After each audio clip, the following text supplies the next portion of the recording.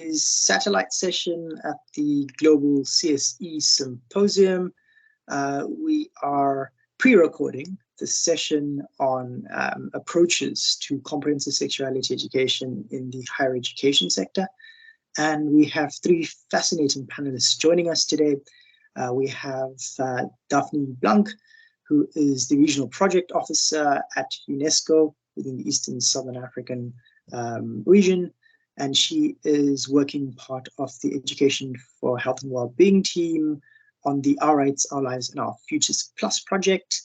We're also joined by Alice Skinelli, who is a temporary research fellow at the University of Pisa in the Department of Translational Research and New Technology in Medicine and Surgery.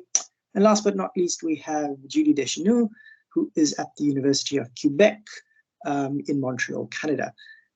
Thank you, colleagues, for joining us and for availing yourselves to present some of your abstracts and some of the learnings that you have garnered through the years.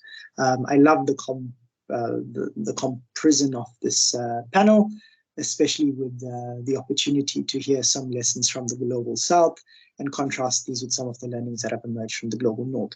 So without any further ado, I'd like to hand over to Daphne to give us an overview of her presentation, which is entitled Students in Higher Education and Tertiary Institutions, an Overlooked Group in SRH Programming in Sub-Saharan Africa. Daphne, you have the floor. Thank you so much, Levi, for the very kind introduction. So let me share my presentation now. All right.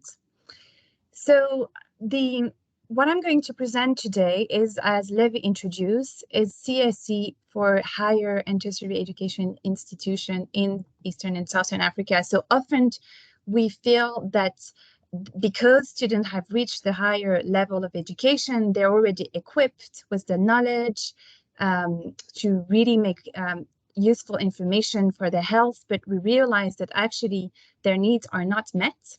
So we've conducted a baseline study as part of the O3 Plus project. The O3 Plus project aim is for young people in higher and tertiary education institutions in the East and Southern Africa region realize positive health, education, and gender equality outcome.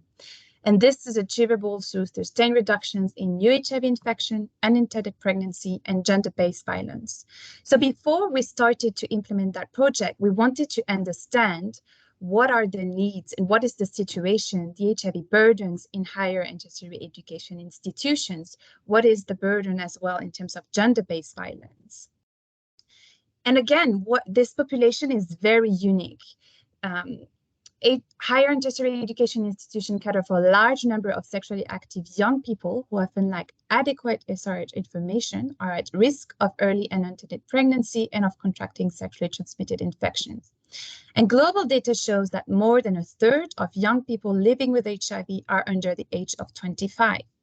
This is a population that is at a very unique time of their life. They're transitioning to adulthood, and it's the first time they are experiencing freedom, but also facing new changes and challenges. What we realize as well is the current response is very fragmented. There are ad hoc efforts to provide SRH information and services in universities. Often there are initiatives, for example, focusing on HIV, but not really embedded within an institutional framework and then really lacking a holistic approach. It's sole intervention rather than comprehensive program. We also lack accurate data to really understand the situation in those institutions, and quality information provided to the students themselves around SRH is variable. And lastly, there was no rigorous evaluation once intervention exists to really assess their effectiveness.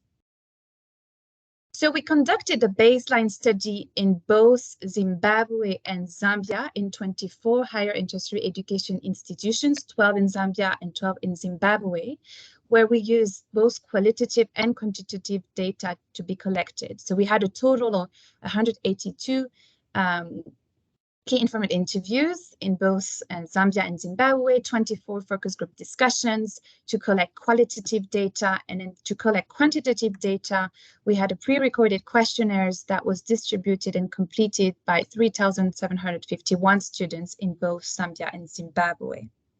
And so to be eligible to complete that questionnaire, students need to be aged between 18 and 25 years old. What are the findings from this baseline assessment? So we've seen that in Zambia, 30.7% and 50.5% of female and male students respectively believe that wife beating is justified for at least one of the specified reasons. And the number is also very high in Zimbabwe with 27 and 38.5 respectively. And this was even highlighted by the qualitative analysis that suggests that cultural and societal behavior norms make gender-based violence acceptable, endorsed, and tolerated. In addition to that, the baseline studies is also showing that 24% and 60% of female students in Zambia and Zimbabwe, respectively, have experienced some form of gender-based violence. We also collected data around use of condom, and we've seen that 37% of unmarried female students in Zambia and 24.6% in Zimbabwe did not use a condom in their last sexual encounter. And then lastly, we, through qualitative information, we've learned that students did not really feel that the SRH services that they receive are of very high quality, which discouraged them to use the services accessible within the universities and colleges. Additionally, we've also, through the questionnaires to the students, we've seen that 75%, more than 75% of recorded pregnancies among female students were unintended. So this is a very high number. And again, in Zimbabwe, it's also extremely high with 63.2%. And this has been reinforced by qualitative information demonstrating that this number could potentially be even higher than self-reported because of the consequences of the COVID-19 pandemic and students also dropping out of college following pregnancy, so not really captured in this data because they're gone. We also seen that there was no adequate provision for research-based and evidence-informed policy, rules, ordinance, and service delivery strategy to really guide a good implementation of CSE and SRH services.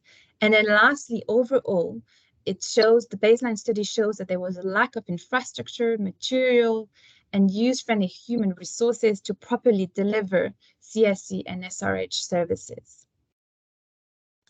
What are the policy implications of that? First, it really shows that the O3+ project is relevant as what it aims to achieve. And we've highlighted here 4 main points. The first one is to really institutionalize CSE and SRH through developing standardized national CSE and SRH curriculum and training modules that are harmonized across the institution.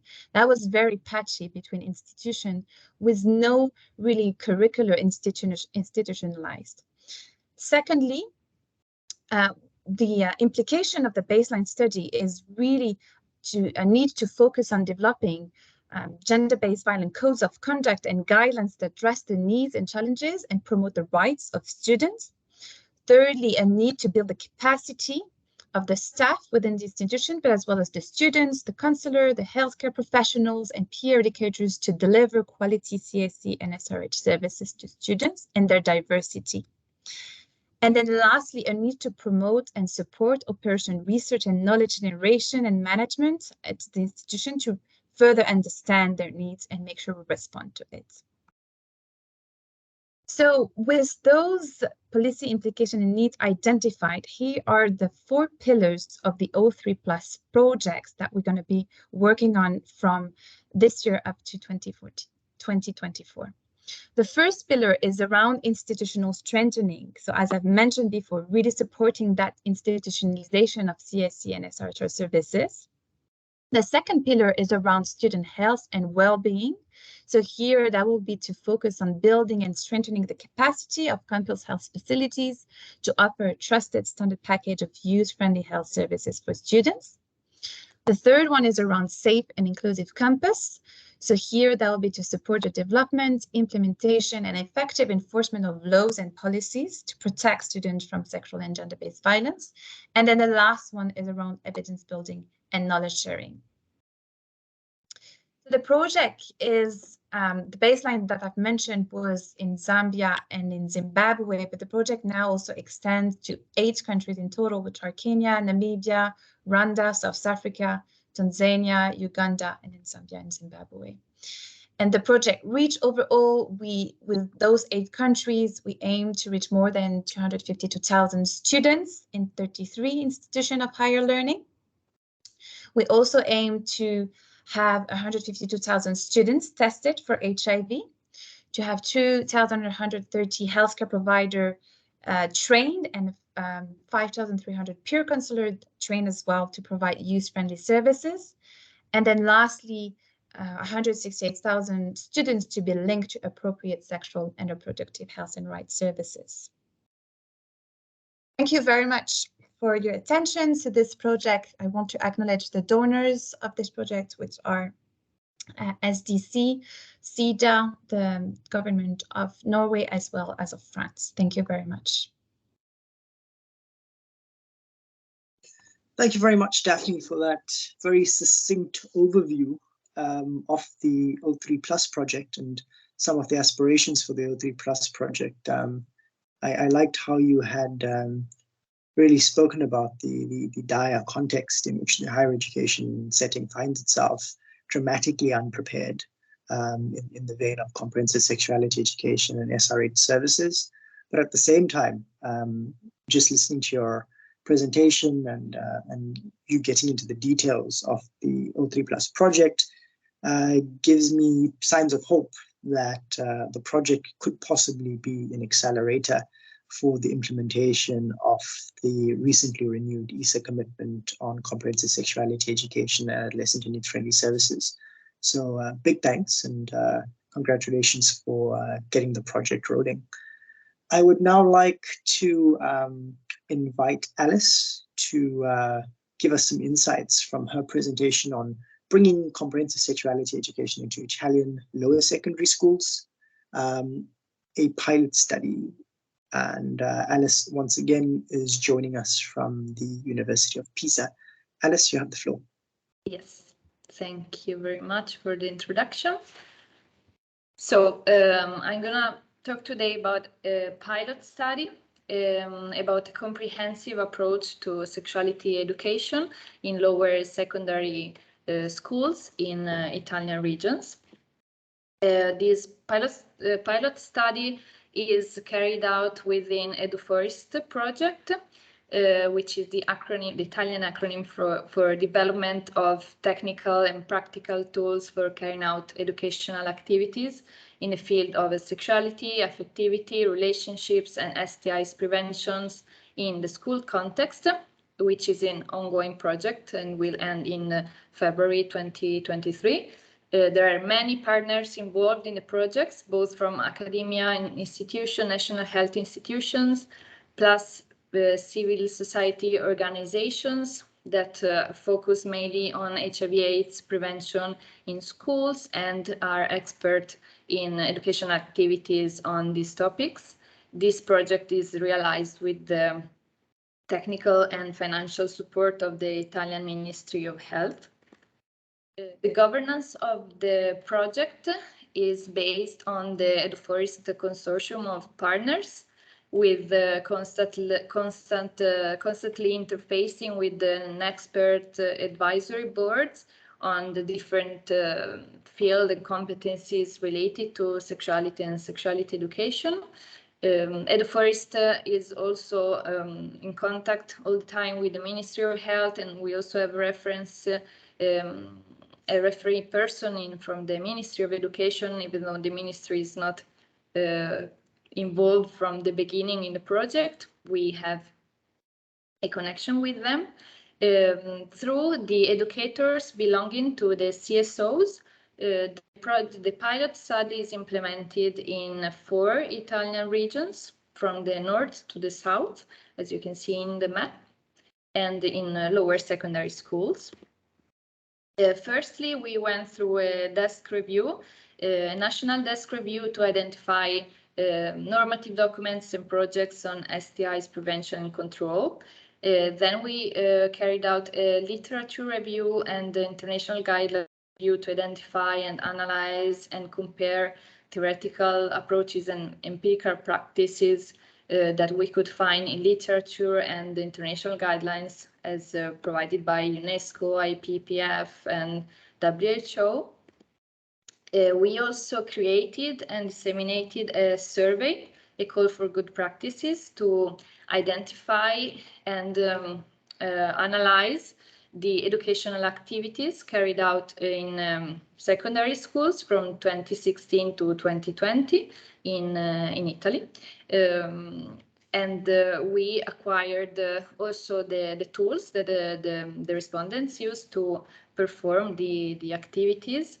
And then we performed a qualitative and quantitative analysis of the data.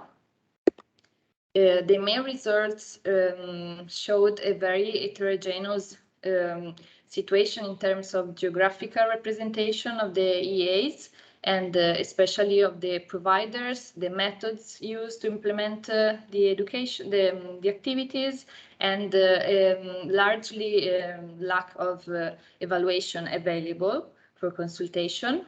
Mainly the main topics of the educational activities referred to risk prevention, STIs prevention especially, and they had informative rather than educational or formative purposes.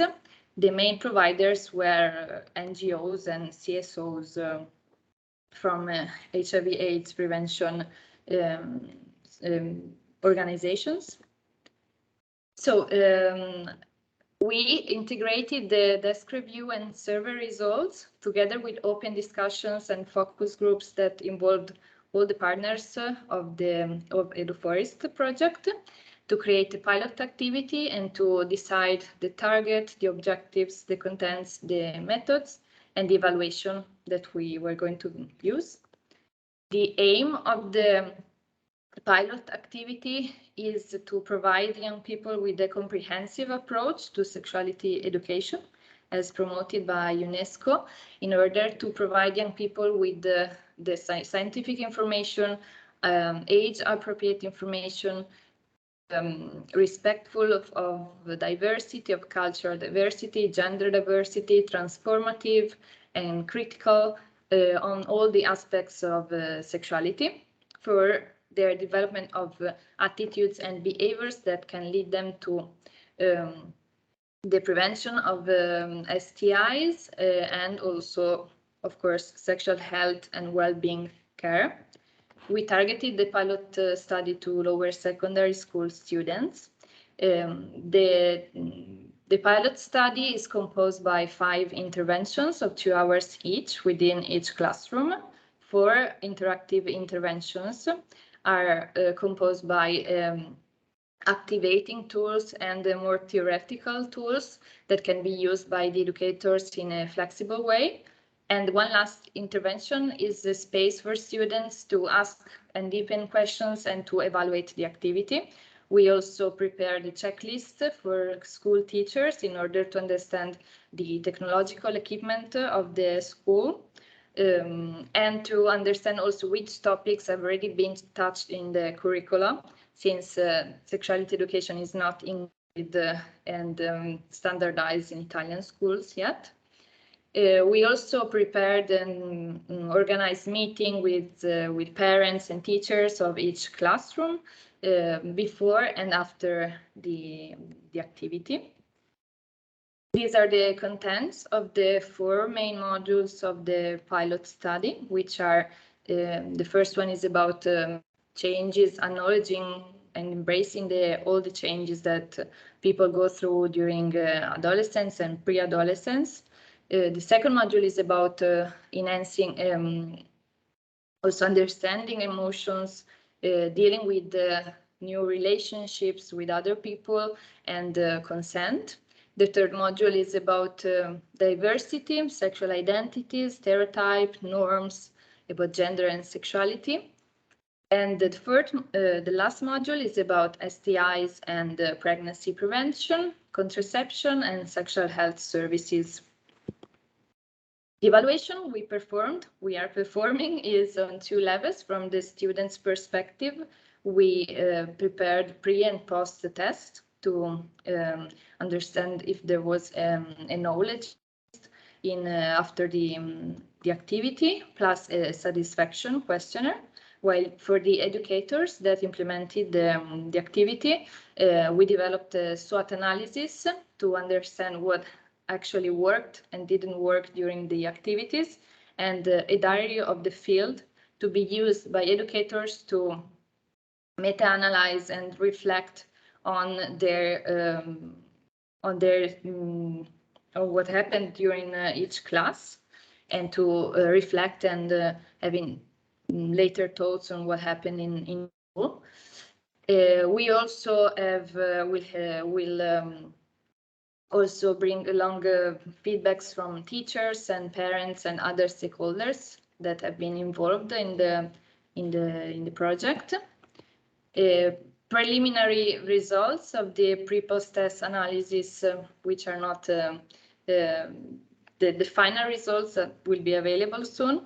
They show a significant increase in knowledge and overall positive satisfaction by students. And also the educators highlighted how welcomed they feel during classes, during the school presentations to parents and teachers.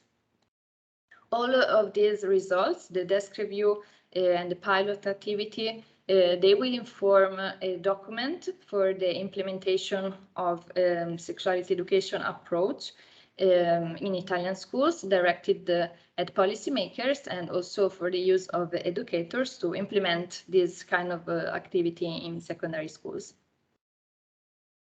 Thank you for your attention. Fantastic presentation, Alice. Very, very insightful, very informative.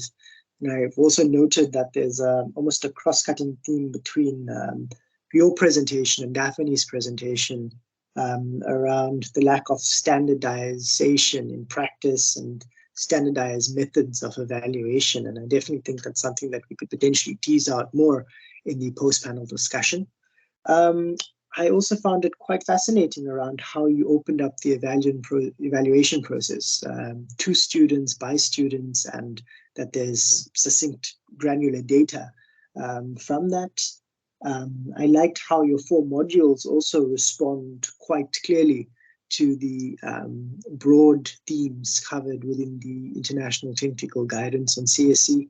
I think that that's really useful and a very constructive approach to popularizing some of the overarching thematics within the international guidelines. And then lastly, very novel in terms of the post-evaluation feedback, which involved both engaging with parents and teachers and other stakeholders. And I think that brings us now to our next speaker, Julie, who's going to be speaking to us on who wants to support a CSE environment in schools, a teacher and non-teacher's perspective. So Julie, please go ahead and give us your presentation. Yeah, thank you for your introduction.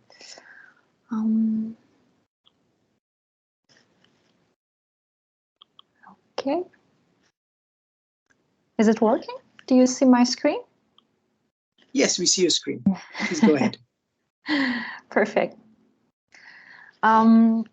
Yeah, from a school sexual health promotion perspective, sex education must be taught formally in the curriculum, but also informally by creating a supportive environment for sexual health and well-being.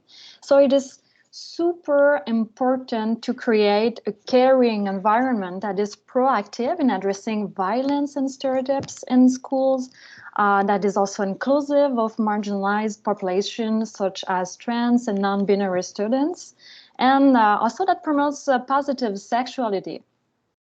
those are successful conditions for promoting comprehensive sex education among students. Well, however, to do this, we need literally a cultural shift in school. This cultural shift requires the involvement of all school stakeholders, because every adult in the school can make a difference. Yet, probably, as you know, research in sex education generally focuses only on teachers. Sorry.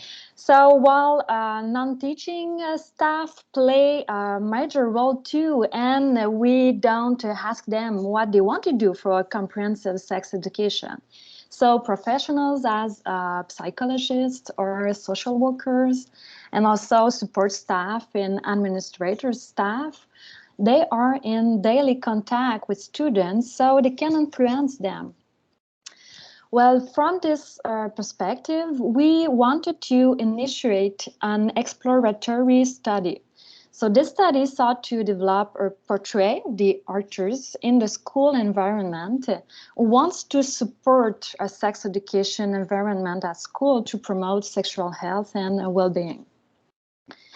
So the research intervention study was conducted in 2 French-speaking school service centers in suburban Montreal in Canada to really better understand the implementation of sex education.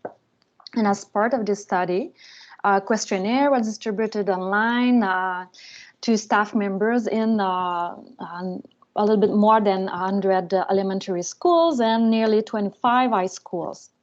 So we did first bivariate analysis and after hierarchical analysis to really understand intention to collaborate in creating a supportive sex education environment and their association with different measures. So we measured knowledge of the new sex education curriculum in Quebec, here in Canada, and also the attitude. So the cognitive dimension of attitude, the anticipated positive and negative effect of sex education on students, and the affective dimension of attitude, so the anticipated disadvantages and benefits of sex education on themselves as a staff member, teacher and non-teacher staff member. And then we also measured the comfort with working in partnership to create this sex education friendly environment. And we also analyzed links with gender and having received training about sex education. So 659 teacher and non-teacher, so staff completed the study, of which 70% were teacher and 30% were non-teaching staff, as a librarian, psychologist, social worker, and also secretaries. You know, secretary, they are there in the school, so they also talk to students most of the day. So most of them had the intention to collaborate to create a supportive environment for comprehensive sex education. About 74.2 of teacher and 64.5 of non-teaching staff wanted to and had the intention to collaborate for comprehensive sex education. So this is really surprising for us. It's a good result, I mean. And analysis show that staff members who wants to collaborate for comprehensive sex education score a slightly higher on attitude scale as the affective dimension of attitude and the cognitive dimension of attitude, and also slightly higher on the comfort working in partnership. Gender was also significant, as more women wanted to collaborate for sex education than men. But knowledge of the sex education curriculum and training received was not significantly associated with this intention. But in the hierarchical logistic regression, Only comfort working in partnership was found to be a factor associated with the intention to collaborate for sex education. So these results really demonstrate the need to, first of all, target all school staff to engage in creating a supportive environment for comprehensive sex education. And in addition, the study demonstrated the importance to support and help staff to be more comfortable with working in partnership. So they need to learn how to collaborate in the schools, how to work together, how to plan activities in sex education, and they need to work together as teacher and non-teacher, and they need to know what teacher do and what non-teacher can do for sex education. Thank you.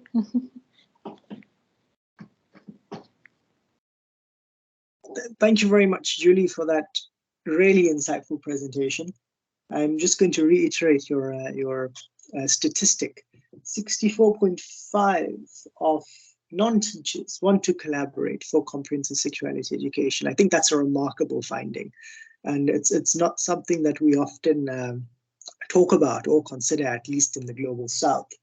And that's so removed from the overarching, purpose of comprehensive sexuality education, which again comes down to building the skills, building the attitudes, the values, and the competencies of adolescents and young people to claim their SRHR.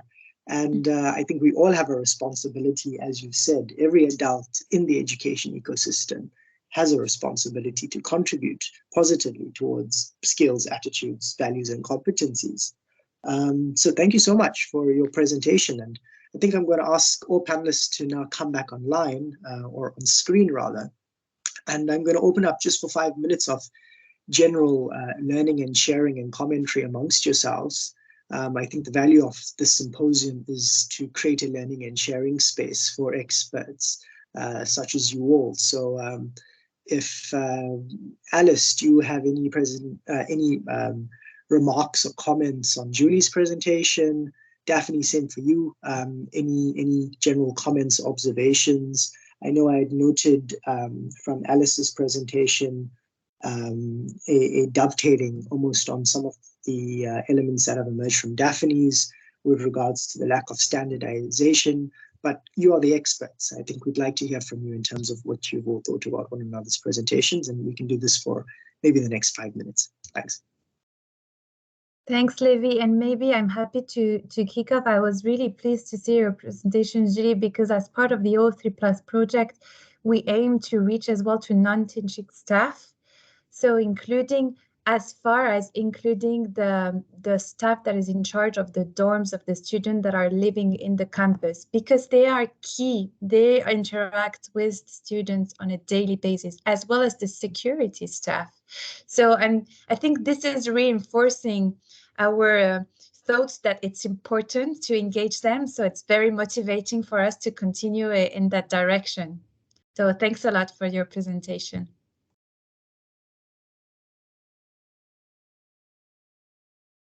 Yeah, I'm very pleased to be able to to share this space with you, because I guess that comprehensive sexuality education is not a topic that is very talked about in Italian schools especially, but I mean stakeholders' involvement is a key thing.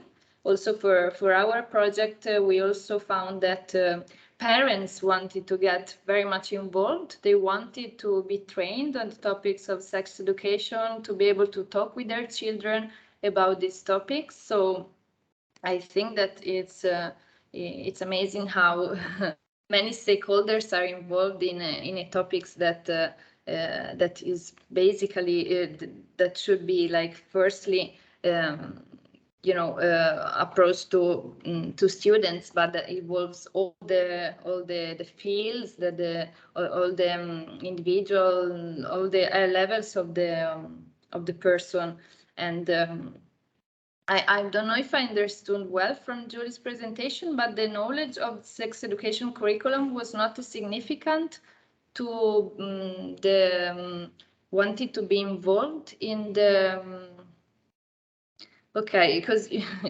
because usually there are huge like misunderstandings about what sex education is, and sometimes just knowing what the topics of sex education are brings people to be more like wanted to understand more and get involved. So that was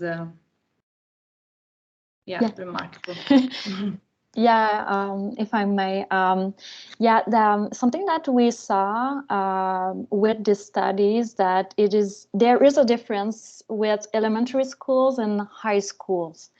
And elementary school, I didn't show all the results here, of course, but yes, in elementary school, staff usually we need to raise a little bit of awareness about what is it sex education, because they think that sex education is about conduct and to have sex, and sex education is not only about having sex. It's also about gender stereotypes, of violence at school, and marginalization about marginalization of trans and non-binary students. So usually, yeah, there's a slightly difference between elementary schools and high schools. I didn't say it, but yes, it's true.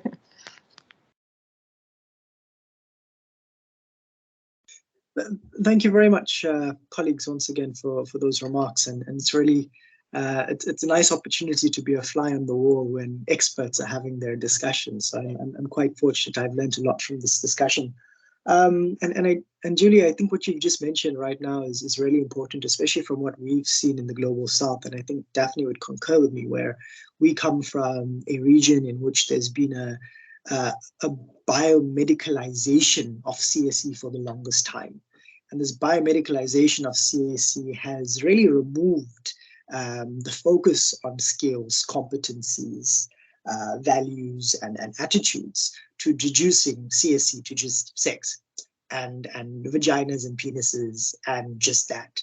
And I think as we grow to domesticate the international technical guidance, and as we move towards trying to reach what we've set out for ourselves in terms of SDG 4 and the respective targets on comprehensive sexuality education, we have a unique opportunity to move beyond this historical biomedicalization and to really look at CSE as a tool and an instrument for fast-tracking gender equality, to reducing violence in societies, and to creating more ethical young people in the long run.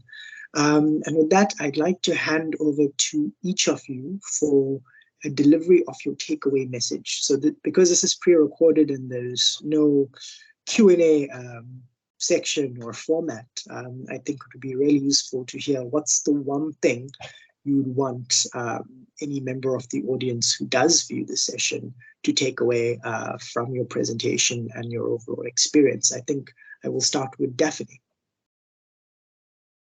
Sure, thank you so much. So I'll be very quick and short. I think I've emphasized a lot on my presentation on the importance to really institutionalize comprehensive sexuality education, and in higher and tertiary education institutions where we haven't done that much work for the moment, and where I have shown through my presentation there are critical needs. And then perhaps the second big takeaway as well is the importance to build the capacity of the staff that are in higher and tertiary education. And this is not including not only the teaching staff, but also the counselors, the healthcare provider, the peer educators, the dorm staff, that they can really engage into that objective, because it's with them that we're going to achieve it. And perhaps just to say, we have one motto for the O3+ project, which is to transform minds and shape futures.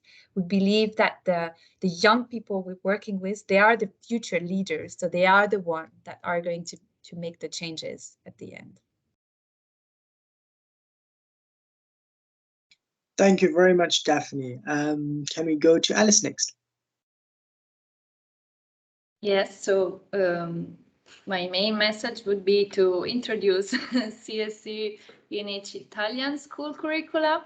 I believe that we have reached now a very huge baseline of evidence-based evidence that an integrated approach to sexual health and well-being education is highly needed in Italian schools, is highly asked for by the students, by the parents, by the teacher. So I think that it's time to act and introduce these programs in schools. I really hope this is going to be done soon. And also to understand how sexuality education should be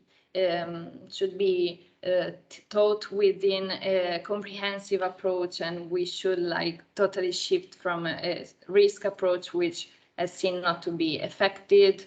So we have to talk about the global development of the individual, stakeholders involvement, and all the school staff, as highlighted by the presentations Daphne and Julie. And yeah, that's it. I think that's the message I would like to give. Thank you. Thank you very much, Alice. A very clarion call to action there. And I'm hoping that some of our activists and advocate colleagues in the symposium audience take hold of your call to action and really start pushing for better, more equal progress, at least for CSE within the Italian public school setting. And last but not least, I'd like to hand over to you, Julie, for your closing thoughts.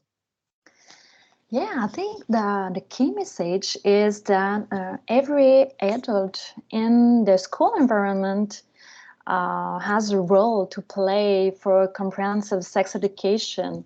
And I didn't know that, but I think a lot of them want, also they want to have this role, you know, because they interact every day with students. They want the best for them, and sometimes they don't know that what they are doing or not doing. Sometimes it is not the best for the students. But when we create space and talk with them and let them also talk with each other, you know, they can support them and be a better teacher and non-teacher staff in the school. And I think a lot of them want they want to have a role in sex education, but they don't know how. So if we can if we make time to explain what they can do at their level, some teacher will teach sex education, others will not teach sex education, but they will be there in the environment, and they can, as the librarian, they can choose pro-sex, positive sex education books for students, and everyone has a role to play.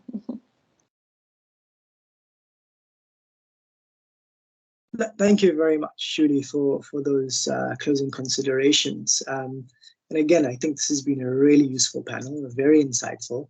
And I think this sets a good basis for much of the advocacy that is needed as we go into a global review of the Sustainable Development Goals in 2023. We know there will be a lot of attention that will be focused on the global review of SDG 4, where CSE is housed and has its own target and indicator. And I think it's really about how we as advocates, activists, academia, and the broader development community really push for accountability for CSE, but especially CSE in the higher education and institution setting. And I think we've also got a tremendous opportunity coming up ahead with the Transforming Education Summit on the sidelines of the UNGA in September, to also really put some political attention and political pressure to really fast track some of this progress that we wish to see. I think we know what to do, just hearing from you all. It's now really soliciting the political will and galvanizing the action and the resources to make these things happen. So yeah, thank you all so much for your time and for your incredible presentations. And thank you to the participants who have joined us for this symposium. Wishing everyone the best for the furtherance of the symposium, and we will all be in connection as we proceed to realize SDG 4 for all by the year 2030 or the next 90 months. Thank you, everyone. Thank you very much.